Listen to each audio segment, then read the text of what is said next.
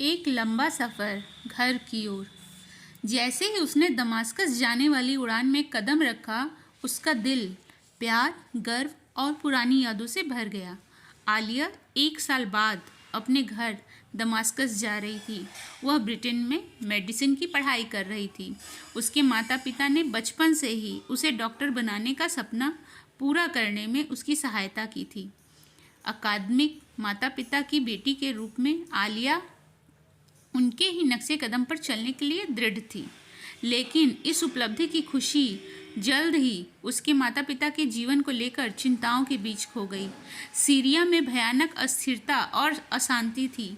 मौजूदा स्थिति से अवगत होने के बावजूद हवाई अड्डे से बाहर निकलते समय आलिया को सदमा लगने वाला था।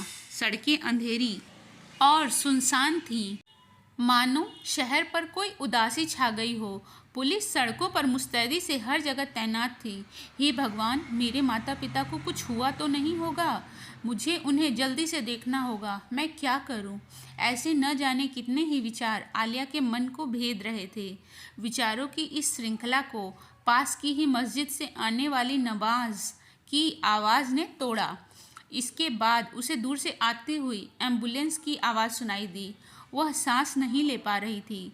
अब वह दहशत महसूस कर रही थी। उसने अभी 2 दिन पहले ही मुश्किल से अपने माता पिता से बात की थी और अब उनके मोबाइल फ़ोन स्विच ऑफ थे। वह दौड़कर उनके पास घर जाना चाहती थी। हताश होकर उसने एक सैन्य अधिकारी से मदद मांगी। वह अधिकारी सहानुभूतिपूर्ण लेकिन चिंतित दिखाई दे रहा था।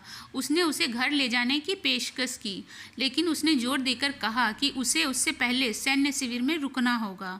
डॉक्टरों और नर्सों से भरा सैन्य शिविर अस्पताल जैसा लग रहा था। आलिया को कुछ समझ में नहीं आ रहा था कि क्या हो रहा है। वह मेले में खोए हुए बच्चे की तरह शिविर में इधर उधर देखने लगी। वह अधिकारी उसे एक बड़े तंबू में ले गया, जहां मरे हुए लोगों को बॉडी बैग में रखा हुआ था। अनगिनत शवों को देखना आलिया के लिए बुरे सपने की तरह था। अधिकारी ने उसे उन मिसाइलों के बारे में बताया जिसने पिछली रात शहर पर हमला किया था। इन मिसाइलों ने एक ही पल में परिवार के परिवार मौत के घाट उतार दिए थे। कुछ लोग ही बच सके थे और वे अब यहाँ शिविर में थे। कहानी समाप्त करते ही अधिकारी के भाव बदल गए। आलिया को एक पत्र सौंपते हुए वह झिझक रहा था। उसके झुर्रीदार हाथ थोड़े काँप रहे थे।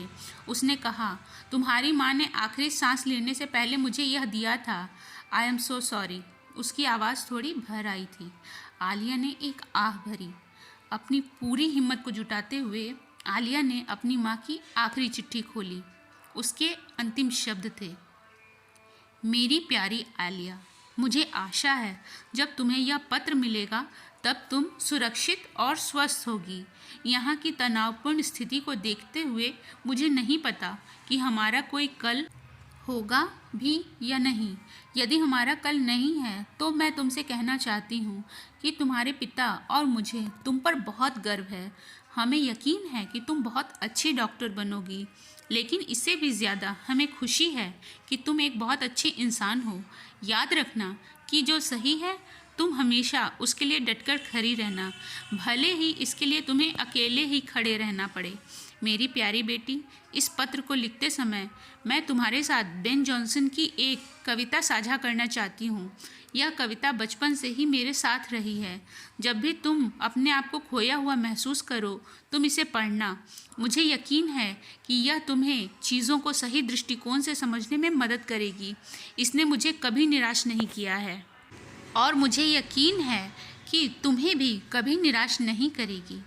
The noble nature, it is not growing like a tree in bulk, dot make man better be, or standing long an oak, 300 year to fall a log at last, dry, bald, and sere a lily of a day, is fairer in May, although it fall and die that night. It was the plant and flower of light in small proportions we just beauty see, and in short measures life may perfect be. मेरे प्यार और अनगिनत आशीर्वाद के साथ तुम्हारी माँ।